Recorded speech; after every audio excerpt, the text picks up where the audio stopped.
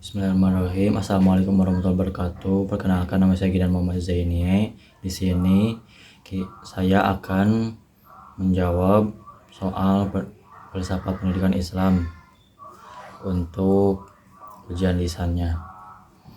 Pertanyaan pertama yaitu jelaskan definisi filsafat pendidikan Islam dan ruang lingkupnya. Jadi, filsafat pendidikan Islam ialah kajian yang mendalam tentang prinsip, nilai, dan tujuan pendidikan menurut ajaran Islam. Ia mencakup epistemologi, ontologi, dan aksiologi.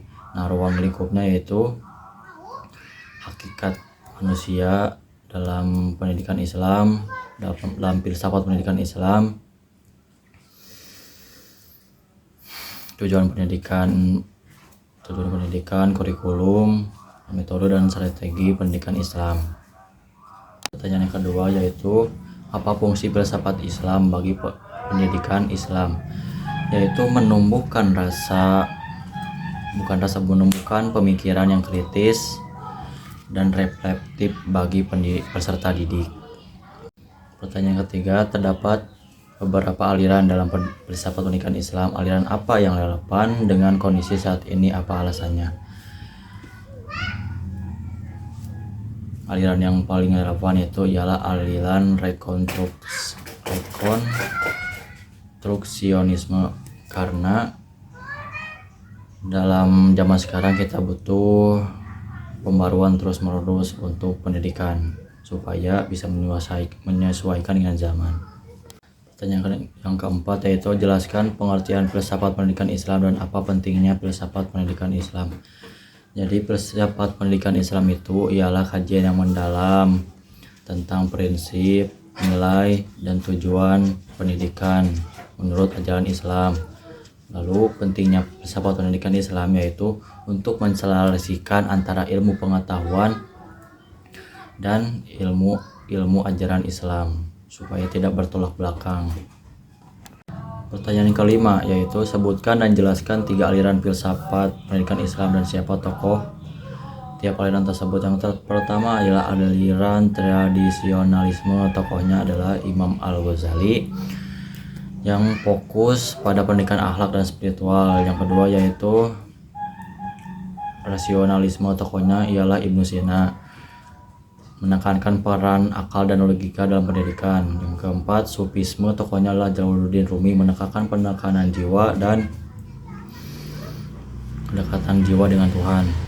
Pertanyaan keenam, secara filosofis apa keunggulan pendidikan Islam dibandingkan dengan pendidikan Barat? Tujuannya tidak hanya duniawi tetapi juga dengan akhirat. Pertanyaan ketujuh, bagaimana pandangan kamu tentang integrasi keilmuan antara agama dan sains dalam pendidikan Islam? Jadi, antara agama dan sains itu sangat penting dan tidak bisa dipisahkan. Jadi, agama dan sains itu adalah 2 hal yang berbeda. Agama ialah wahyu dari Allah dan sains adalah bentuk pemikiran manusia. Nah, keduanya itu saling melengkapi satu sama lain. Pertanyaan ke-8, di mana posisi Tuhan dalam pendidikan Islam?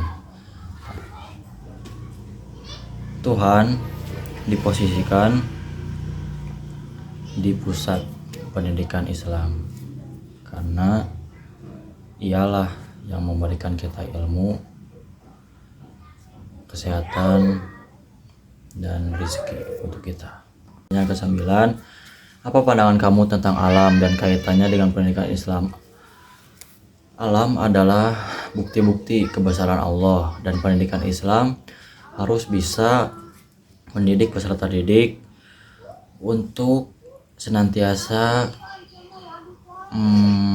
mentadaburi ciptaan dari Allah Subhanahu wa taala, untuk senantiasa bersyukur dan selalu menjalankan perintah Allah Subhanahu wa taala. Pertanyaan ke-10, jelaskan tentang hakikat pendidik serta apa karakter yang harus dimiliki oleh pendidik. Hakikatnya, pendidik itu ialah harus menjadi suri tauladan bagi peserta didiknya. Nah, karakter yang yang harus dimiliki oleh pendidik ialah yang pertama sabar dan ikhlas dalam mendidik.